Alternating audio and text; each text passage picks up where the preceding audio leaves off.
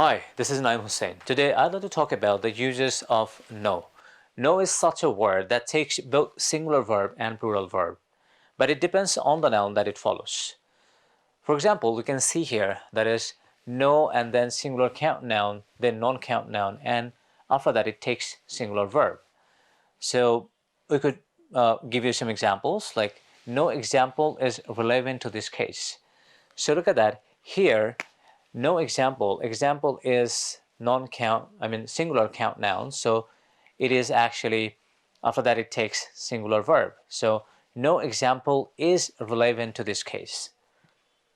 One more example that we could say, no player is good enough to win the game.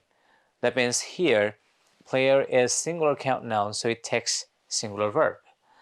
So when no is followed by singular count noun or non-count noun, then it always takes singular verb. It means no has no control over the verb.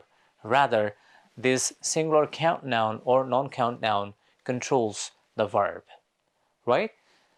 So now let's see. When no is followed by plural count noun, then it takes plural verb. So you can say, no examples are relevant to this case. So as it is plural count noun, so it takes plural verb. Then no players are good enough to win the game. Here, players, it is plural, so it takes plural verb. So when no is followed by plural count noun, then it always takes plural verb. That means no has no control over the verb, rather it is controlled by the plural count noun, right?